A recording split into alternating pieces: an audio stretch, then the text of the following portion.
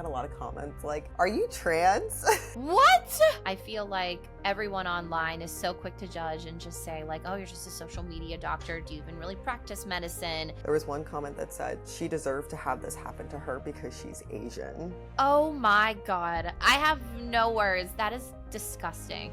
It's easier for people to say more rude things or leave more rude comments. Like I was like fully butt naked and ready to go like this and getting my spray tan, and she's like halfway through and she's like, oh, you're my doctor. And then I had actually seen her for a skin check, so I was like, so we've both seen each other fully naked then. And so it was, you know, tit for tat. Welcome back to another episode of the Skin Deep MDs. Today it is just Lindsey and I, but we're going to have some fun.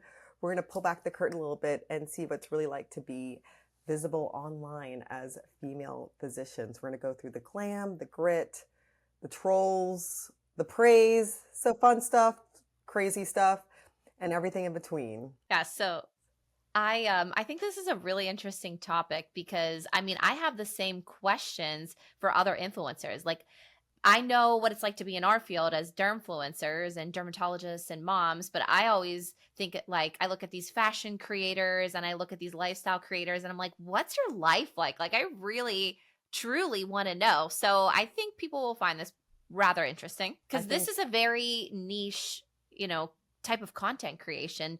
And it's not just dermatology, but there's a lot of these medical doctors too. And so people always wonder, do you still practice medicine?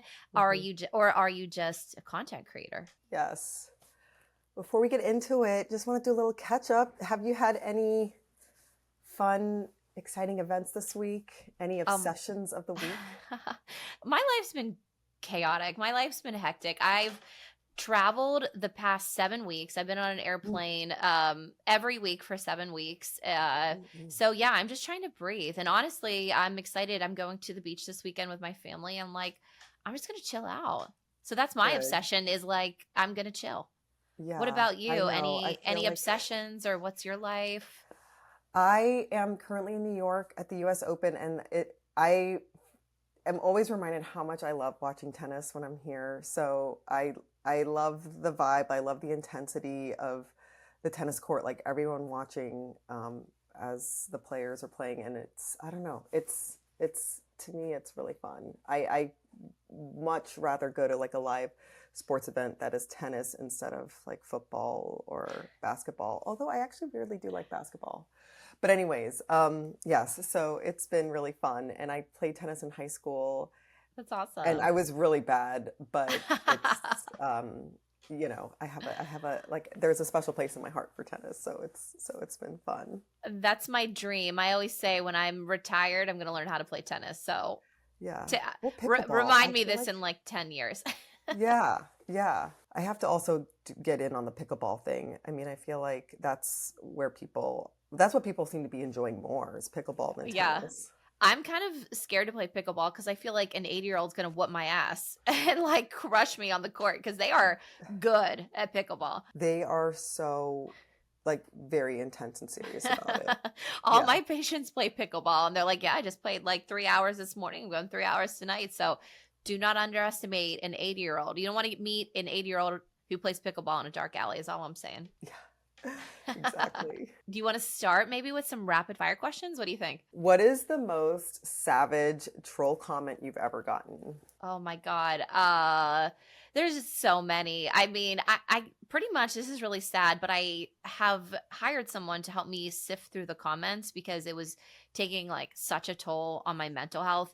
And I know people are like, well, you signed up for this. You deserve all the positive and negative comments and hate comments. Like that's par for the course. But like, I'm still a human, right? And I think no matter what happens in life, I think it's human nature to always pick up on those like truly negative things and those stand out to you. So same with clinic. Like I could see 1,000 patients that say, I love Dr. Zubritsky. She did a great job. She's my favorite doctor. She saved my skin. One patient says I'm the worst doctor they ever had and I lose it. And that same goes for social media. I could have thousands of comments that are nice and helpful. And that one that says you're I think the ones that always get to me are the ones that say something about either my ability to practice medicine, they question physicians and our training, they question my intent, or, it's really hard when someone says something about your looks too. So, Mhm. not to be superficial, but it's like you can't really change a lot of things about how you look. I think I did that trend one time where it was like, this is how I thought I would look when I was 80, and it's that filter that makes you look older. And this is how I really do look at the age of 40 with, using retinoids or whatever. And people were like, wow, you look way older than 40 and you look terrible for your age. And I'm like, damn. Like, and I wasn't even trying to say that I thought I looked 20 years old. I just thought, oh, when I was younger and I thought I was going to be 40, I thought I was going to be like old and haggard. But retinoids and sunscreen have helped me, age gracefully. And just the comments were savage AF. And I Yeah. still won't forget about that. But Yeah. par for the course, right? Yeah. Oh my gosh. I think for me, yeah, some of the most savage comments are definitely on my looks. It's so funny. I haven't seen it as much recently, but I've definitely got a lot of comments like, "Are you trans?" And I'm What? like, and it's so funny because like I actually kind of take it as a compliment because I find like trans women can be beautiful. Yeah. But it's so funny. And then so many people saying like, "Oh my gosh, your cheeks are overfilled," and it's so funny because like I naturally have really big cheeks, like Yeah. both sides of my family, my parents. And I'm like, y'all, I'm trying to avoid not putting stuff in my cheeks because they're so big. Or like people just saying I have like people saying that I have plastic surgery. A lot of Oh people my think that I've God. had like a nose job, which it's so funny because I've always been like I've always hated my nose, Uh-huh. and because I always thought I had like kind of like a pig nose, but the fact that people think that I have plastic surgery sort of makes me feel like I it's like a compliment because it's Yeah. like Like I you was look like so trying to good. attain a nose like this. But yeah, so it's just like this, like, are you trans? You had plastic surgery. But there was a really wild comment that I got. It was a few years ago whenever I did a video on my sister who is disabled and she was hit by a car. It was super tragic. It was in 2015. It was 10 years ago, but I did a story about it in like 2021. Mhm. And she's bedbound, she can't move or talk. She can just blink to communicate. And she has like a feeding tube and stuff. And like there was a comment that said there was so many beautiful comments. Okay, super supportive, loving comments. There was one comment that said she deserved to have this happen to her because she's What the Asian. Oh my God. It was I so have bizarre. no words. That is Yeah, disgusting. it was horrendous. I was like, "Are you freaking serious?" And I'm like to me, it was so bad. It didn't even seem like real. Like they were probably just saying it to be Yeah. inflammatory, but it's crazy because I do think that people do think like that. I think it was around the time when there was like a lot of Asian hate like Yeah. circulating social media. And it's I'm just sorry like you had to what? read that, Mamina. That is, It was I mean, crazy. truly trash. That's disgusting. It's but I agree, like it just reading through so many comments can really affect your mental health because Yeah. you do have to have thick skin, Hmm. but at the same time, like you said, we're human. And so, yeah, I also have somebody to help go through the comments and uh, read them on my behalf because Yeah.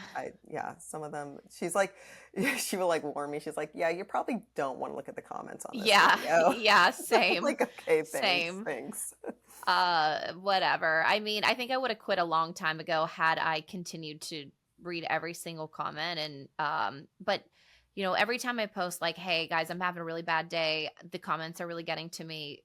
I just have so many wonderful people reach out and be like, listen, you changed my skin, you saved this, which this I want to get into another hot topic question, but like, is there a DM that you've ever received that you'll never forget, like either good or bad? Yeah, I feel like there's a few, but there's a series of them that have really stuck with me and have affected me. So just during the whole like October 7th incident, a couple years ago, and then just all the surrounding events since then, there's so much complexity behind Hmm. that history, and I just don't feel sometimes I don't feel like I'm doing justice, but I remember just getting so many DMs. And when I say so many, maybe like it was close to 10 Mhm. um, of like people literally cursing at me, saying like, why aren't you talking about this? Like, what's wrong with you? You're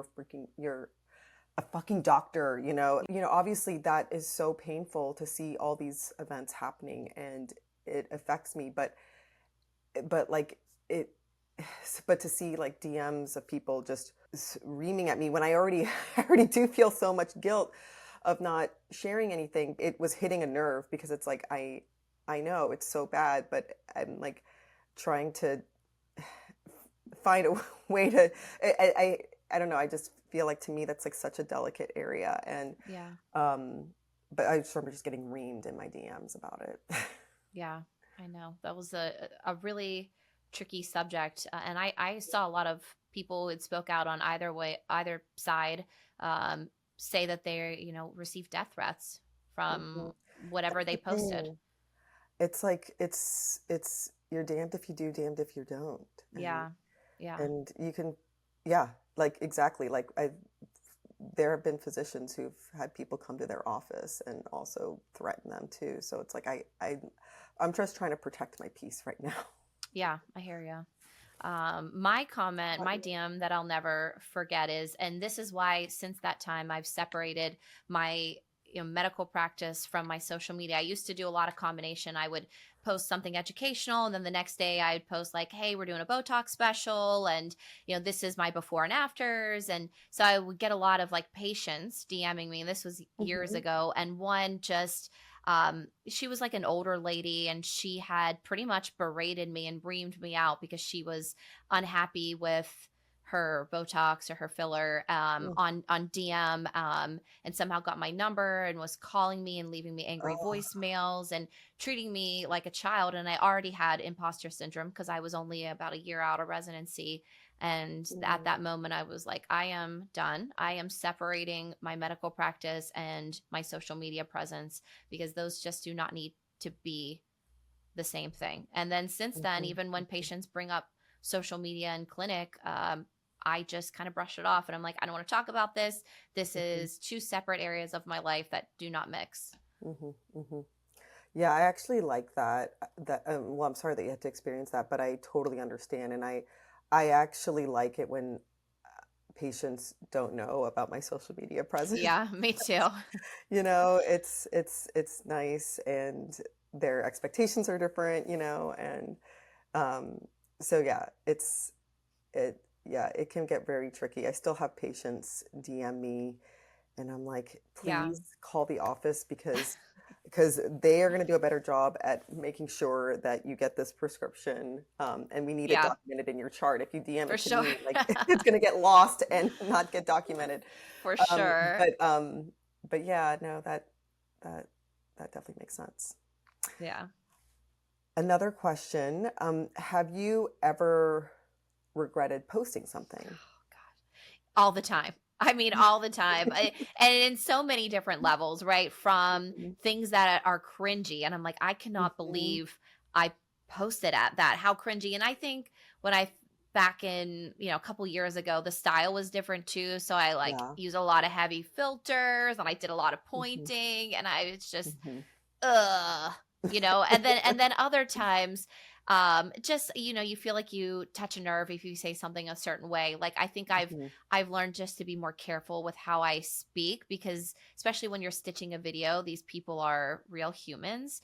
And while you might think you're trying to help them or help other people, you may be putting a spotlight on somebody who didn't want a spotlight to be placed on them mm, if that video goes viral. So several times where I've stitched videos with all good intentions, maybe the mhm, intent didn't come out that way. And I've definitely regretted it, reached out to those creators and apologized. And I think it's just such a world where we're so quick to judge and jump and cancel somebody. And I'm, mhm, guilty of it too when you see someone who does something that you don't agree with and you're like cancel cancel cancel, but most of the mhm, time I think especially I know because it was my intent to that it was all good intentions and all meant to be lighthearted and help people. So I definitely have made my fair share of mistakes, and every time I post, I try to be as careful as possible to make sure I'm not being negative about something or someone, Yeah. and especially about how I approach skincare and looks and aging and things like that. But yeah, a lot of instances for sure. What about Yeah, you? you live and you learn. No, Yeah. I agree. Well, definitely like I look back at some of the older videos and I cringe and I'm like, what was I thinking? And it was like doing certain dance moves and stuff. And I love Yeah. dancing. So it's like Yeah. it's fun to do it, but there were some things where I was like, I didn't have to do that one though. Yeah. Yeah. And then I remember there was one that I did with my mom, and I think she did not think at all that I was going to be making it a public video, but she stuffed her underwear or her shorts with like these pillows to make herself look like she had a really big butt. And she was just kind of like dancing around the house. And I like put that clip, I forget what the video was about. It was, I think it was just something about like my mom and how she's cute and quirky and does all these Mhm. funny things. So it was like a montage of different clips. And she was really upset that I included that. So yeah, and just even some things with family, they were like, please don't show that. Yeah. Yeah, I know. I'm always on the fence about, do I post my children or do I not? Like, it's part of my life Mm-hmm. and I like to share child tips, but at the same time I'm like, well, they're not giving me consent, and are people going to use these photos for, you know, bad things? So I don't know. I think there's no right or wrong answer when it comes to posting your kids, but there are definitely hard stops. Like, I think I won't post pictures of my kids in bathing suits, or there was one influencer who posted a picture of her changing her child's diaper. I'm like, oh, that's no, we don't want to do that. Or I think I see a lot of people, even non-influencers, posting photos of their kids' first day back at school, where they'll write like their name and their teacher and their grade and their birthday and their favorite color. And it's like, well, that is, you know, a recipe for disaster. Like, anyone can come and be like, go to your child's school, say, oh yeah, I know so and so, this is her date of birth, this is her favorite color, this is her stuffy animal, like, and then just Yeah, steal your kid. So you got to yeah, be careful. It's a yeah, nutty world out there. yeah. You got to keep some of that identity, yeah, under wraps, unfortunately. Mamina, these aren't rapid fire. We are not very I rapid know these fire. aren't rapid fire at all. No, but these are fun I because I feel know. like they tell a story, you know. Yeah. Let's do a lighter topic. Yes. If you weren't in medicine, what do you think your influencer niche would be? Ooh, I like this. It's fun. I feel like it would be all over the place. I feel like it Um, would be. I think you'd be a wellness influencer. For sure. I would love to talk about, yeah, like just daily habits that have helped me or whatever supplements and exercises. Um, I was also thinking like of non-derm, other non-derm stuff that I post, and something that I do feel very passionate about. And I think it's just life as a mom and breastfeeding.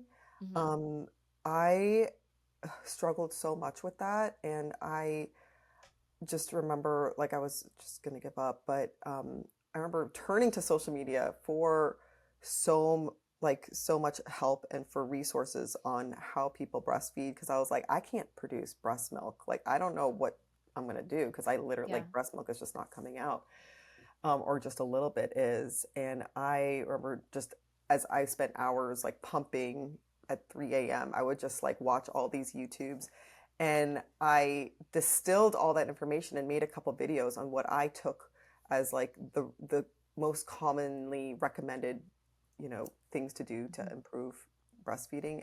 So I put together those videos, and I felt like, hopefully I'm doing a service for other moms with Mhm. this. And so I don't know, like just mom content and like just other things with baby care. I do feel passionate about that. So I probably would do something along those lines. And then I would maybe have a separate video or a separate page on like, I don't know.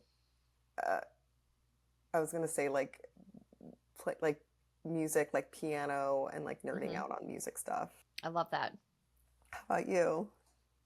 I think I would be like an Amazon hack girly. Like, I would Oh love that. yeah. I am obsessed with things from Amazon. Like, I'm not getting political. I just have always been an Amazon girl because I am in it for a deal.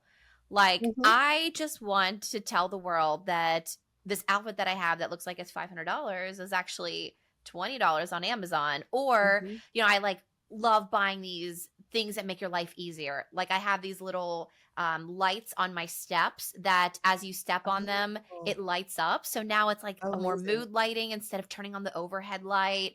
And that was a sweet Amazon hack. I like buy all my furniture from Amazon. I just decorate everything with Amazon. So I would just thrive in that environment. Yeah. Oh my gosh. Yeah. That would be, I mean, yeah, I think I follow some accounts that have like Amazon hacks and I'm like, oh uh my God, I can't, I need more. Tell me more. Yes, me too. I'm like obsessed with it. And I'm always commenting like Amazon, Amazon, Amazon. Send me the links. Send me the links. Okay, other question is your social media alter ego. Who is she? Well, I don't have one, but my husband does, and it's super funny. Like when I started Derm Guru a couple years ago, many years ago, my husband's like, "Oh, I'm going to do the same thing." And he thought, "Oh, this no one's going to have this. No one's done this before, and I'm going to change the game. I'm going to be the biggest influencer ever." And he started an account called Bathtub Beers, and his Wait, bathtub beard? bathtub beers, and he thought that he was going to create a whole like social media profile on, you know, drinking IPAs in the bathtub and post about it, kind of like Untapped, and rate the beer and talk about the beer Oh. while giving inspirational quotes. Actually, it's kind of brilliant, and I think he has like 3 followers, and maybe after this he might have 15, but he has never never posted. But that is his alter ego, is bathtub beers, and I think we should bring it back. That's all I'm Yeah, saying. that honestly, I feel like that would, I could definitely see that popping off, It's such a and people millennial enjoying thing, it. though. Like he It created this is. back in the day before even Reels existed on Instagram. So when it was Oh, like wow. photos with, sepia filters. Mm-hmm, mm-hmm. I'm We're trying to bringing it think of back. like what, yeah, I don't know what my alter ego is. Um, but I'm trying to think of like who I admire. I think I admire like comedians who have no filter, or moms. And I can't think of a specific mom. I think there's somebody, her name is Tay, like something with Tay, um, where she has zero filter.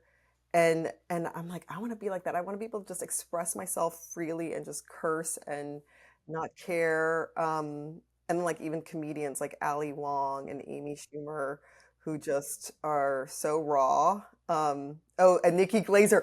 I freaking love Nikki Glazer. Oh my gosh. Yes, my husband's That's who obsessed with her. has been my So funny. obsession. Yes. I am like yeah, she is, I feel like she's like would be my alter ego now that I think Yeah, about it. I She love is that. Okay, so funny. I have a great question because I Mhm. have a good answer for this one too. What's the most awkward or crazy in the wild moment that someone's recognized you from social media? Let's see. I don't think anything awkward. Wait, let me make sure. I don't think there was anything. Oh, wait. Um, so crazy ones is like just like I met somebody in Naples, Italy, was like, "Oh, I follow you." And then like somebody approached me in the middle of Times Square and I was like, "Oh my." So it's just cool like in just like random places in the world. But I was getting like bikini wax and so just she was just showing I was just showing like all my lady parts and she was like, "Oh, I follow you, by the way." And I was like, "Oh, how lovely. Oh Great." my God, that's hilarious. That's hilarious. Ah, The yeah, that same was thing fun. kind of happened to me, but it was a patient. So when I lived in Pittsburgh, which was a much bigger city, versus now, like I live in a small city and I literally know every single person. So everyone is my patient. So I've gotten over that awkward, oh, you're my patient thing.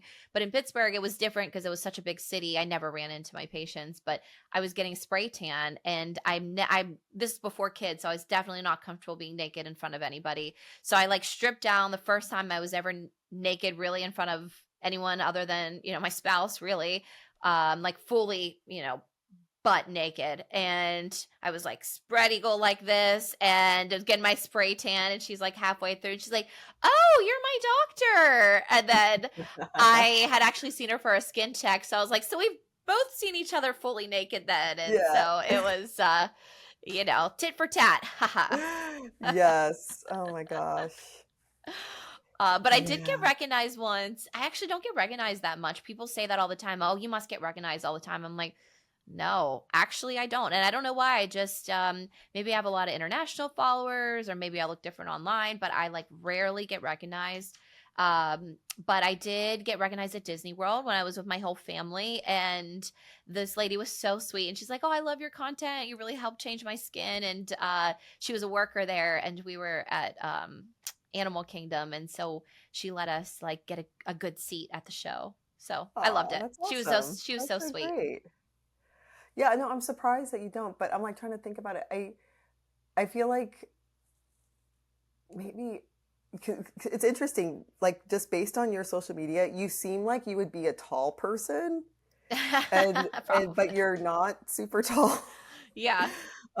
So I wonder if that's maybe what it, I mean that I don't know. I'm just like hypothesizing. I'm like, I wonder why people Yeah. maybe may not recognize you immediately or right off the bat. Or, I'm always in like a uniform, right? Like I'm always filming in my scrubs, and I imagine Mm-hmm. if I saw Miss Rachel out and she didn't have her Oh, pink headband and her that's true. overalls and she had her makeup done, I'd be like, that's not Miss Rachel. That can't be, like, because I'm a character essentially online. Yeah, Like yeah, I'm a yeah. persona.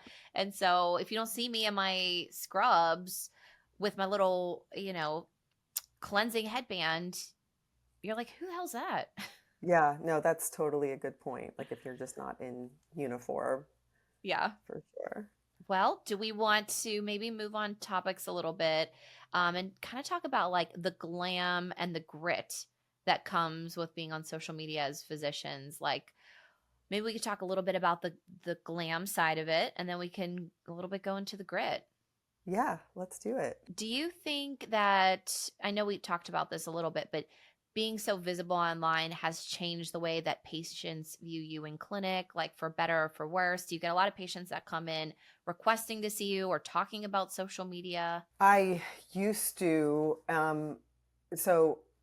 so yes, and now I actually don't take new patients, so that has actually helped a lot because the patients who find me on social media, and they come in as new patients, they it's real they're so sweet, they're like, oh my gosh, I'm so happy that I could meet you. Um, and they've been like so eager and excited, and they have this long list, like 20 things that they want to ask me. And, we can't realistically go through everything. And so I feel kind of bad. I'm like, we can't address everything today. Um, so it just is tough because like there's a lot of expectation of what they want out of a clinic visit. But but it's really sweet. My current patients who do follow me online, um, they for the most part are like just super sweet and super supportive. And but yes, how about for you? I would say, 99.9% of my practice doesn't know that I'm on social media, or they That's didn't. nice. They didn't when they booked with me. And I've been seeing Mhm, patients for years. And then I think just because I've been becoming more present in the media recently, mhm. that people are seeing me on TV or on Entertainment Tonight, or they'll catch me on The View or on a TV commercial, and they're just like, I don't understand. Like, how are you here? How are you my doctor?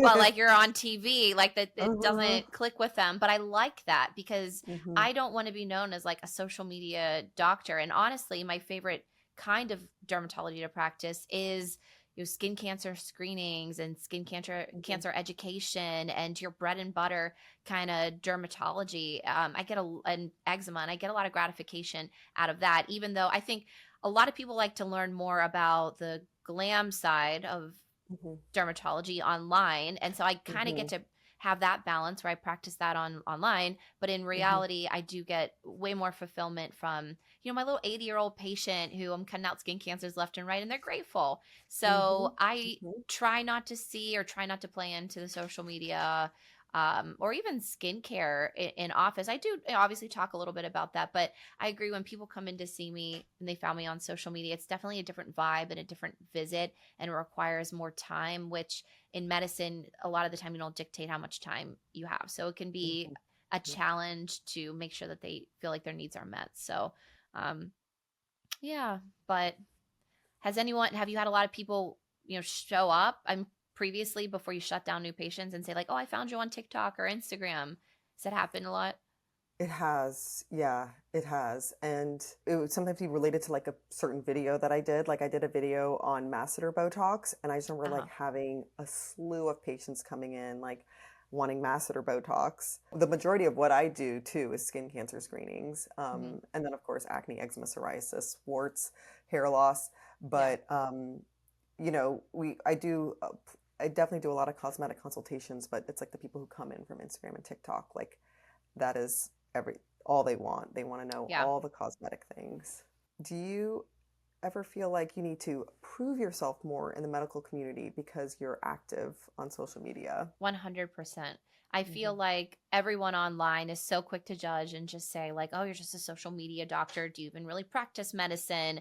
Mm. And so I almost feel like I have to go out of my way to tell, followers or anyone who will listen, like, here are my credentials, here's what I do, I actually see X amount of patients a week. And I hate that because I don't really see, and we could get into this, but I don't know if men get judged the same way. But Mm. I always bring it back to this Wall Street Journal article, which makes me furious, where they took the interview out of context. And I did this whole Mm. interview about how, while I technically work part-time, I still see, over 100 patients a week. I still see several thousand patients a year. And I'm married to a doctor, and he's active duty military. And so he's a very busy guy. And then, growing up, it was important to me to have family around. And so I wanted Mhm. to continue that for my children. And so for me to be able to do it all and continue to do social media and be present as a mom, which is the most important thing in the world to me, I could not possibly work 5 days a week, 40 plus hours a week. And Mhm. the Wall Street Journal article boiled all of this down because they wanted this catchy headline to say like, work part-time, make $500,000, which I don't make. um, but they took my life out of context and said, well, Mhm. and Dr. Zubritsky only works 3 days a week and she's a mother of two. Like, Mhm. screw you. I mean, you have no Yeah. idea what my life is like or what Mhm. goes on behind closed doors. And I think it's okay as a mom to practice medicine how you want, because we are no longer how medicine was 50 years ago. I don't need Mhm. to, you know, dedicate my life to medicine just because some older doctor said so. And I felt that pressure from so many of these like older doctors when I initially got on social media, because a lot of derms actually on this, online forum were talking about me, not knowing that I was on that forum, saying like, well, how much does she even work then? I mean, does she even Mm. see patients if she's on social media? And I had to go online and Mhm. defend myself, which pissed me off, Mm. because why why is it anyone's business or problem how many days a Yeah. week that I work? And it's what I enjoy doing. I like a balance in life. I like to be there for my kids, pre-K programs. I like to go to their school functions whenever I can. And honestly, that is what gives me the most happiness. And that is what tells me that I've made it in life, is that flexibility to say like, hey, I can go to my child's Mhm. program and show up, because that is the most freaking important thing in the world. When Totally. I'm there and they see me and they wave, they're looking in the crowd. I know they're looking in the crowd, and they see Mhm. me and I start crying and they Mhm. start crying. And Oh, so I don't care yeah. what anyone says, although I do feel Mhm. that pressure to prove to people how many, patients I see for whatever Mhm. reason. But yeah, a long-winded Yeah. answer to feel like there is this extreme amount of pressure to feel like I have to produce. And I don't know why I need to bend to that, but I do feel Mm. that pressure. Definitely. I agree. I definitely feel that pressure too. And I think that it's almost like I feel like I can't not see patients so that I can maintain that credibility. Because it's like if I don't see patients, I'm like, are people gonna I'm like questioning, I'm like, will people still respect me? Like, Yeah. should I that I get self-conscious about that. So I I'm still wanting to maintain that visible credibility too. But what I think is interesting, because I do think a lot of derms can be very judgmental, but I am seeing that I think it's becoming now like more accepted. Hmm. And I think a lot of derms are realizing that having a social media presence is actually very helpful Yeah. for your practice as well. Hmm.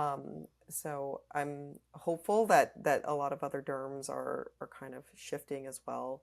Yeah. Um, but And very yeah. grateful for the support of the AAD on this, because they have Hmm. really, really pushed to make sure that dermatologists are the leaders when it comes to hair, skin, and nails. And they've recognized early on, years ago, that social media is where we have to be present in order to Hmm. help differentiate amongst the dermatologist wannabes, whether it be, people who didn't even do a residency in dermatology, or Hmm. just like Hmm. enthusiastic about skin. I mean, that's not the same Hmm. thing. We have Hmm. rigorous training where we undergo 4 years, 1 year of internal medicine training, 3 years of dermatology training, to literally know everything there is to know about hair, Hmm. skin, and nails. So, I applaud the Hmm. AAD for taking that initiative. Yeah, and you definitely bring up an amazing point. I think that if anything, we're helping other derms.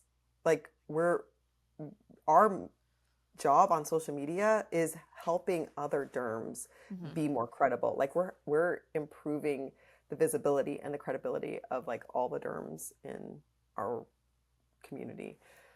Yeah. So I think there's, even though yes, it there might be like a weird stigma with social media. I think that in general, I think we are doing good.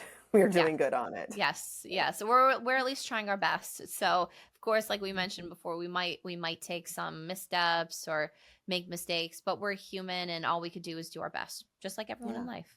So, but exactly. I think that leads to a really another interesting question, which is brand Hmm. deals and Yeah, credibility. And you and I actually had this conversation the other day, but have you yeah, ever turned down a brand deal because it was something you didn't align with? definitely. And it's painful, right? Because Hmm. sometimes it can be very lucrative.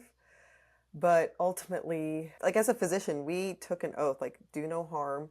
Hmm. And our priority is the health of other people, and the health and well-being of other people. And I know sometimes I'm like, wait, maybe I can make a little exception here and there. Yeah, it's so hard. um, It it's really it. tests your ethics. But at the Hmm. end of the day, you Hmm. have to hold strong. And the difficult thing Yeah, is, there you can think you're the most ethical person in the world, but when someone keeps throwing more and more and more and more money at you, you're just like, oh, this yeah, could change my life. I mean, this right. could change the life of my kids. But at the end of the day, we take a Hippocratic oath, and we can't do any harm. And you and I Hmm. were both approached by a brand recently to Hmm. promote something that we do not recommend, Yeah. probably for very lucrative money, and it was a huge deal. And it Hmm. was, um, we had to turn it down. It just Yeah. we couldn't do it. It didn't feel right. Hmm. Exactly. Yeah. Um, and and to me, I feel like, you and I both, like, I think we work so hard to gain the loyalty of our following in our community. Mhm. And our followers, so many of them at least, do trust us. Mhm. And so and as also being a doctor, it almost feels like there's this added responsibility um, when it comes to accepting certain brand deals or not. So it's a struggle, but thankfully, I feel like there, there's, I think the thing that has helped me look at it is to not look at it from like a scarcity mindset, like, oh no, like I'm not gonna get this opportunity, because Mhm. the amount of opportunities there are infinite. There's just so Mhm. many amazing out there. So um, I think for like other, you know, influencers out there or physicians who want to promote something, like don't feel like this is your only opportunity. There is going to be more and probably going to be better. There are going to be better things. So just, For yeah, sure. just be I patient.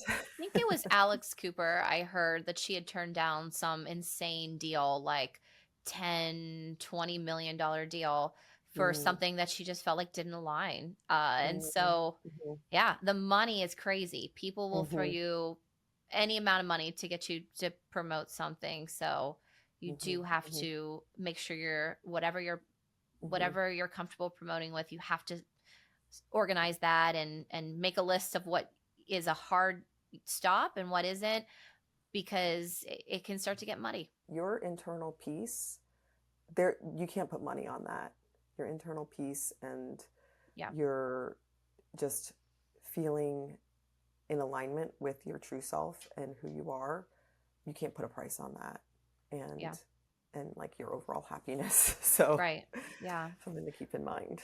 Do you think being a female doctor online makes you more visible to brands or more scrutinized? I think that's an interesting question because I think you'll be surprised by the answer.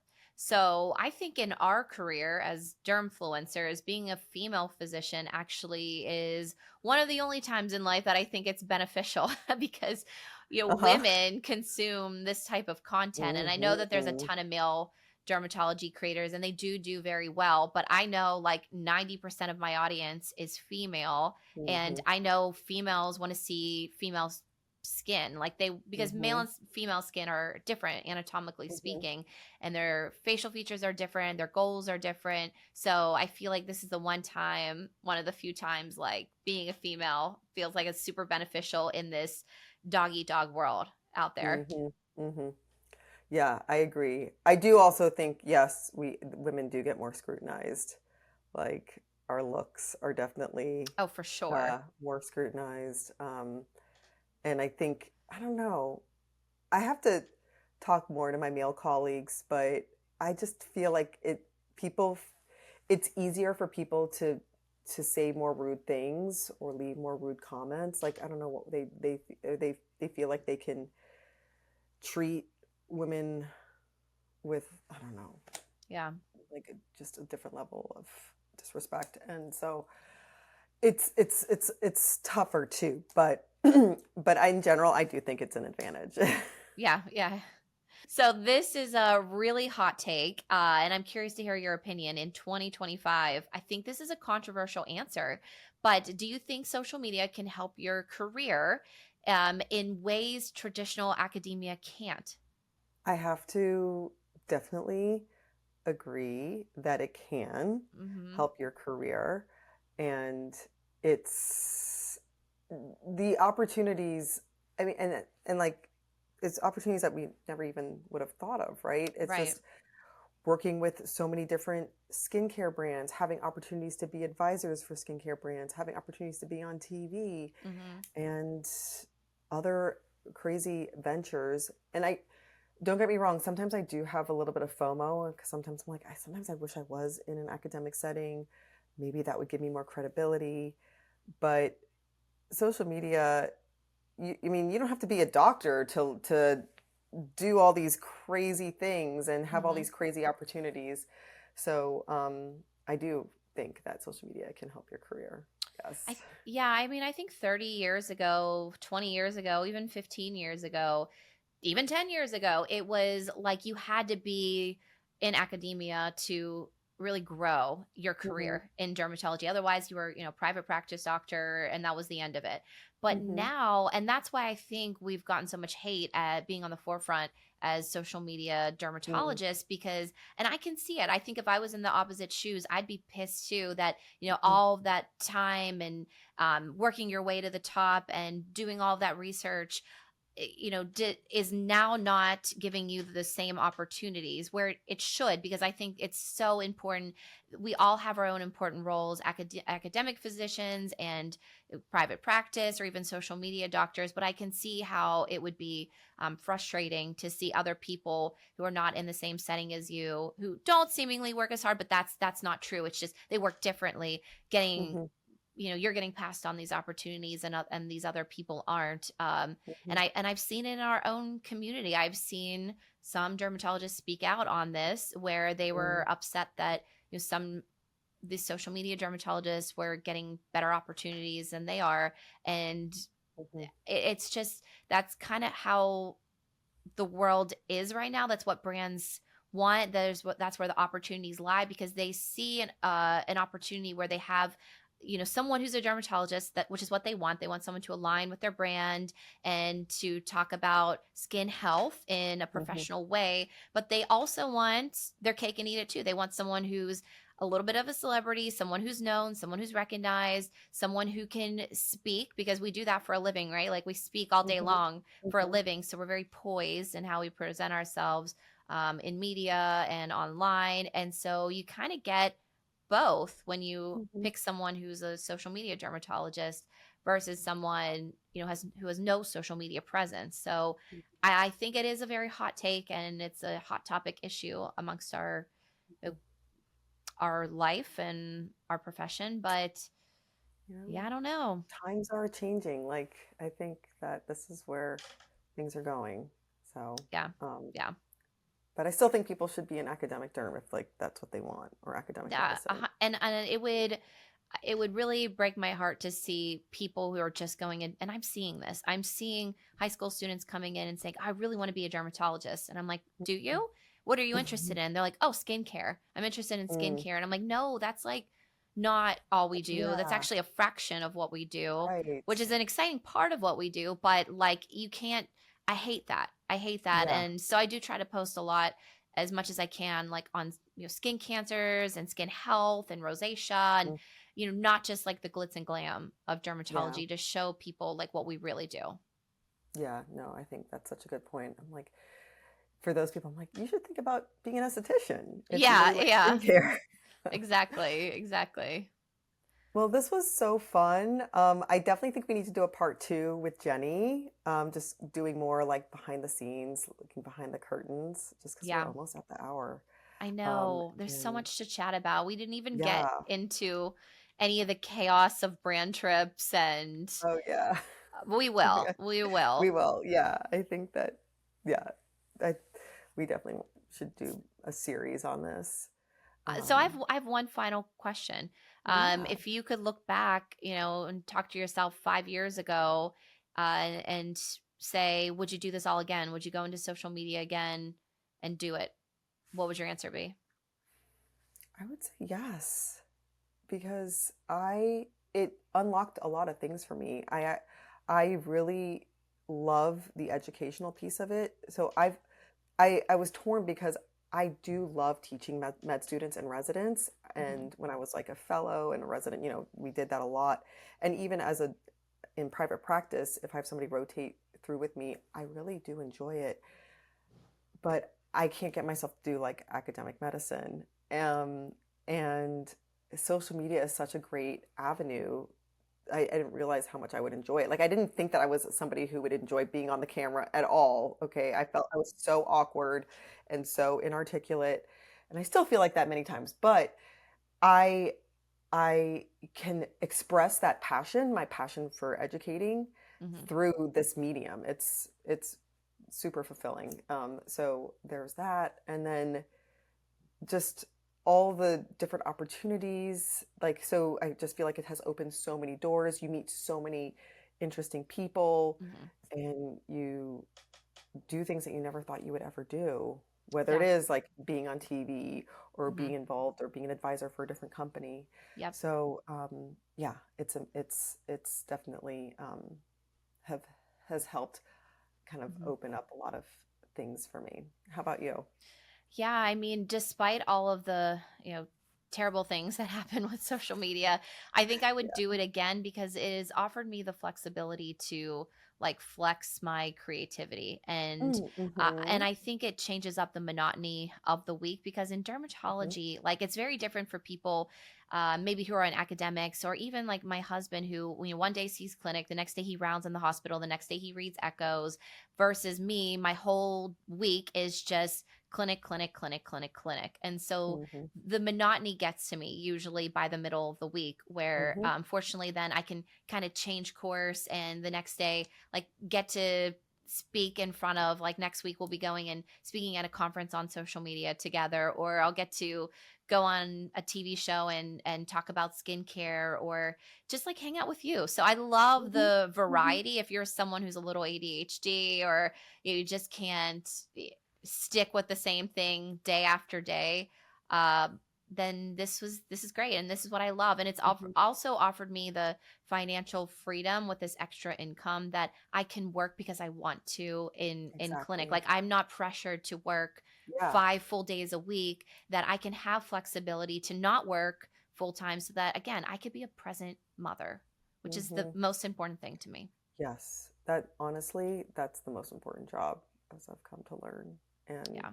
yeah, there's nothing. Yeah, yeah, that's a whole nother topic of having kids because not having kids isn't for everyone, but it's Yeah, definitely been like the most fulfilling thing for me. agree.